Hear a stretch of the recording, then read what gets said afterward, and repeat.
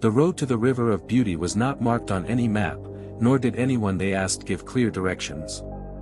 Some claimed it was only a legend, a bedtime story. Others warned them never to seek it. Many had tried, but none had returned the same. But Amara and Ifeoma were not like the others. Their pain had made them relentless. The first challenge came on the third day. They reached a dense forest called Ndu's Pass, said to be haunted by unseen spirits. At night, the trees whispered. Branches clawed at their backs. Their lantern died too soon, and for hours they sat in the dark, holding hands, listening to footsteps that never arrived. I'm scared, Ifeoma whispered. Amara squeezed her hand. Me too. But we didn't come this far to turn back. By morning, their food and water were gone. Still, they pressed forward. On the sixth day, their feet were blistered, their wrappers in tatters, and hunger gnawed at them like a beast. At a small village they stumbled upon, they begged for help. But when the villagers saw their hollow faces and weary eyes, they were chased away. Witches! Leave before your ugliness curses our children. Tears streaked down their dust-covered cheeks. They didn't argue. They just kept walking. On the ninth day, the sky opened in a fury. Rain lashed down. Thunder rolled. They had no shelter but a mango tree. Ifeoma trembled violently, her lips tinged blue. Then, miraculously, mangoes began to fall. It felt like a divine gift. They ate. They gathered more. Amara held her sister. We will survive. Do you hear me? We will survive. But inside, she was unraveling. That night, Ifeoma dreamed of their mother. She stood by a silver stream, smiling gently. You're closer than you think, her voice echoed. But not everyone who finds the river sees their reflection. The dream jolted Ifeoma awake. She shared every word with Amara. The next morning, they met an old hunter resting under a towering tree. His beard was snow-white, his eyes sharp and ancient. They greeted him and asked about the River of Beauty. He was silent for a long time. Then he said, It's real. But not how you imagine. It doesn't show what you want, it shows the truth. Then you choose what to do with it. Do you know where it is? Amara asked, breathless. He nodded. Follow the path the sun touches last. When you hear no sound, no birds, no wind, not even your own thoughts, you will be near. He stood, slung his bag over his shoulder, and left without another word. They followed the fading sun. Their bodies were frail, legs trembling, but their spirits were steady. As the wind stilled and silence fell, they sensed they were close. But they didn't yet know, the final challenge would not be hunger or storms. It would be the river itself, and the truth waiting within it. By the 12th day, the sun hung low, the sky painted in amber and rose. Silence engulfed the forest. No birds, no insects, not even the crunch of leaves beneath their feet. Then, through the mist, they saw it. A narrow clearing opened, and there it was. The River of Beauty. Not wide or roaring. Gentle. Quiet. So clear it mirrored the trees, the sky, and them. Amara and Ifeoma stood breathless at its edge. We found it, Ifeoma whispered. They remembered their mother's words, you don't touch the river. You don't bathe in it. You only look, once. If your heart is true, it will show your real beauty. Amara went first. She knelt and gazed into the water. She gasped. There she was, no blemishes, no scars, no crooked features. Her face was luminous, kind, radiant. Tears rolled down her cheeks, not because she saw someone new, but because she saw someone she had always been, hidden under years of cruelty and shame. Ifeoma followed, trembling. In the water, she saw a version of herself untouched by ridicule. Beautiful. Then the reflection rippled, and another image appeared, one hardened by bitterness, anger, and pride. Then, side by side, they saw their two selves. Who they truly were, and who they had become to survive. The river wasn't only revealing beauty, it was revealing truth. They sat beside the river in silence. That night, they didn't sleep. They just listened to the quiet and reflected, on the pain, the courage, the cruel villagers, the dream, the journey. By morning, the mist returned. They stood, looked once more at the river, then turned toward the forest, unsure, hearts heavy. On the path, they met a strange old woman walking slowly with a staff. She paused and greeted them.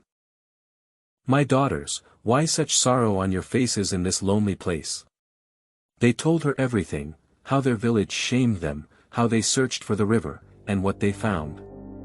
The old woman nodded. "What you seek in the river of beauty, I can give, for free. But the price is great." Amara and Iphioma looked at each other, desperate. "What is the price?" they asked. "You must give up your love for one another," the woman said. "You must live apart forever. If you ever see each other again, you will vanish." Their hearts dropped. They couldn't. Their love was everything. It kept them alive. To lose it would be to lose themselves. They bowed in thanks and turned away. Amara and Iphioma never returned to Abik.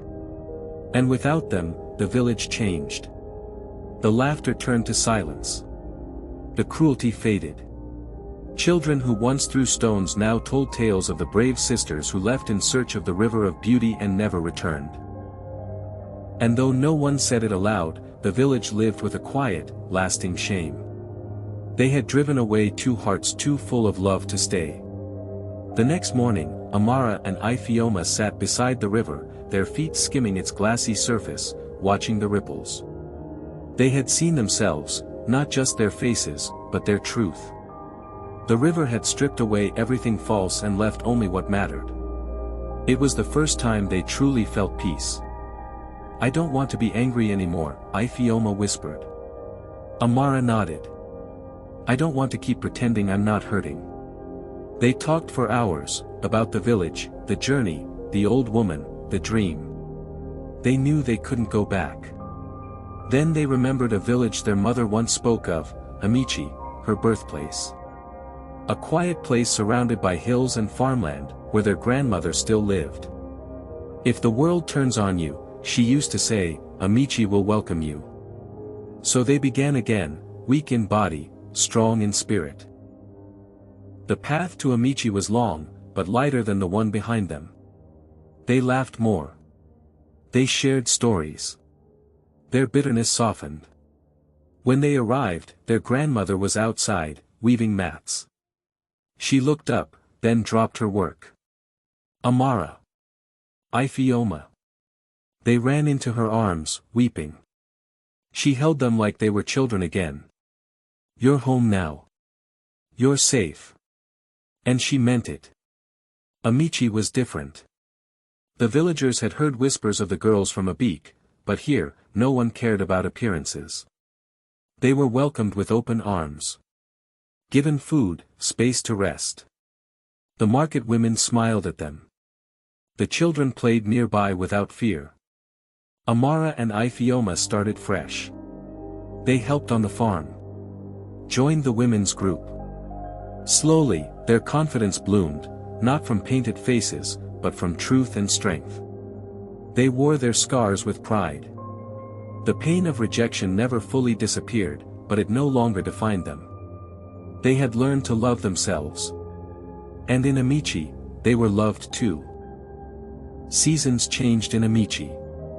The harmattan winds blew dry dust over the hills, then gave way to the rains that soaked the soil and filled the rivers. Amara and Iphioma grew stronger. Their grandmother, Mama Nena, taught them old traditions, how to mix herbs for healing, how to read signs in the sky, how to listen to silence. They planted yam, cassava, and maize. They sang as they worked. Sometimes they cried too, but not from helplessness. From release. From gratitude. One evening, as the sun dipped behind the hills and fireflies lit the village like scattered stars, Mama Nena gathered them by the hearth. "You know," she said, stirring a pot of egusi, "our beauty is not in our faces, it is in our stories. And your story is not done." Ifeoma looked up. "But what more is there to do, Mama? We've escaped. We're healing." Mama Nena smiled, soft and deep. "But healing is not the end, my child. It is the beginning. Now you must decide, what will you give back to the world that hurt you?" That question lingered with them. The next morning, Amara woke early, heart stirring with something she couldn't name. She walked to the hills, past the fields, and sat under a tree overlooking the valley. Ifeoma joined her not long after, sitting without a word. They both knew. It was time. They would not hide. They would not shrink. They would not let the people of Abik, or anywhere, teach young girls to hate themselves again. So they started small. They taught the village girls how to read and write in the evenings after farm work. They organized mirror days, where girls were encouraged to draw pictures of themselves, not just their faces, but their hearts, their dreams, their fears. They wrote stories, short ones at first, based on their journey. Then longer ones, with characters who looked like them, sounded like them, laughed like them. They read these aloud under mango trees to anyone who would listen. Soon, women from neighboring villages came to Amici to listen, to heal, to share their own stories. Some had faced rejection for their appearance. Others for their silence. Others still for simply daring to want more than what life had handed them. Amara and Ifeoma listened. They made space. They built a small center, made of clay and timber, called Nkata Ime Obi, a place for the heart to speak. It became a sanctuary. A place for reflection. A place where truth was welcome and shame had no home. Years passed. One day, a group of young girls arrived from Abik. They had walked far, following a rumor they'd heard about two sisters who had once lived in their village, two sisters who had disappeared into the forest and returned as legends. "We've been called names," one girl said. "We don't want to believe them anymore." Amara took her hand. "Then come. Let us show you the river." They didn't mean the literal river. That path, they had never taken again. But they had found another kind of river, a living one, inside every woman and girl who chose to see herself fully, gently, truthfully. That evening, Amara and Ifeoma sat outside, watching the fireflies again. Their hair was longer. Their laughter deeper. "You remember when we thought the river of beauty would change everything?" Ifeoma asked. Amara nodded. "It didn't. We changed everything." They sat in silence. Then Amara added, "And we still are." Epilogue. Decades later, long after their grandmother had passed and the girls they taught had become women, a new generation arrived in Amici. They came from cities, towns, refugee camps, and broken homes. And every time one arrived, hurt, ashamed, uncertain, they were led to a quiet hill just beyond the farm. There, beneath the same tree where Amara and Ifeoma had once sat, stood a small wooden plaque. It read, "This is where truth lives. You are welcome here. You are not alone. You are already beautiful."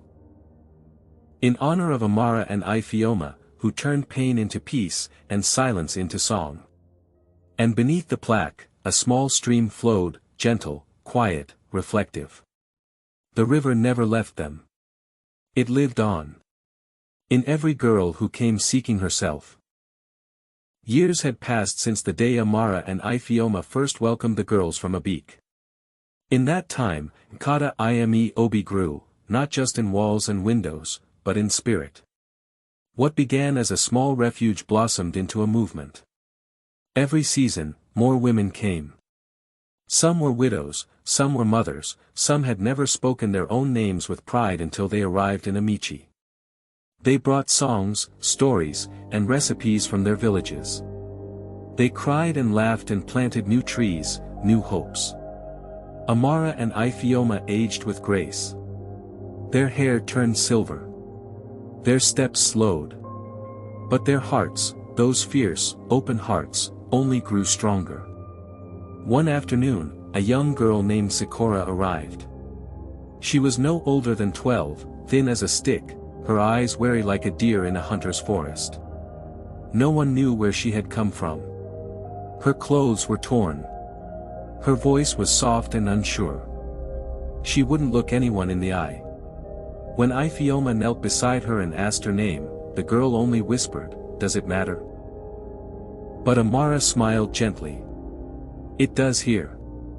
They gave her food, space, and silence. For days, she said little. But she watched everything. She watched how the women treated each other, with tenderness and respect. She watched how no one laughed when someone cried. How no one flinched at scars. One night, as stars scattered across the sky like spilled salt, Zikora sat beside Amara by the fire. "Is it true?" she asked suddenly.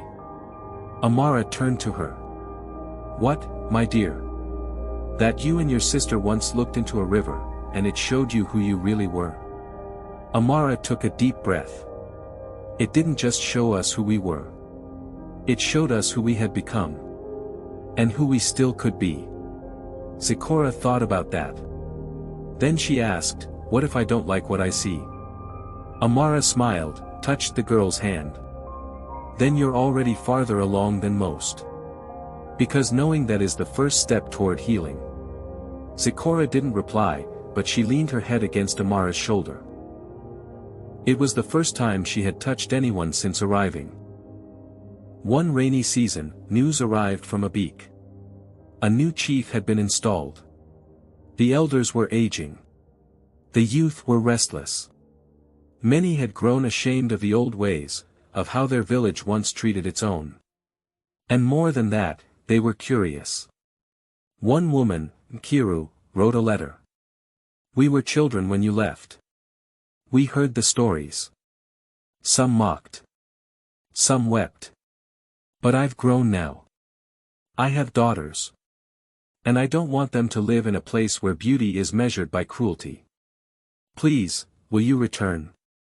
Just once. Let them see what strength looks like." Amara and Iphioma stared at the letter for a long time. Neither spoke. Returning was never part of the plan. But sometimes, healing asks more of us. So, after many weeks of thought, they agreed. They traveled slowly. Zikora went with them, along with a few others from the center. The journey wasn't easy, mud roads, swollen rivers, memories like ghosts at every corner. When they reached Abik, the village was silent. But as they walked in, heads turned. Whispers followed. The sisters, aged, upright, glowing with quiet dignity, stood tall in the square. They said nothing. They didn't need to. Their presence was enough. Then a child stepped forward. A little girl with wide eyes and missing teeth. She reached up and handed Iphioma a flower. "I heard you were the brave ones," she said.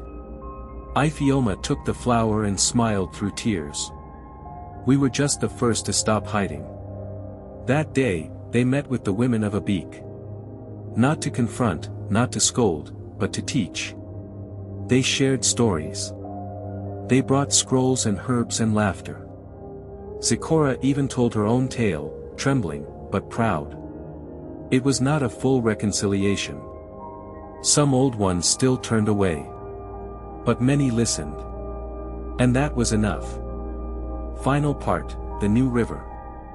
Years later, long after Amara and Iphioma passed on, peacefully, hand in hand, beneath their favorite tree, Zikora became the new matron of Nkata Ime Obi. She kept the fire burning. But she also began a new tradition.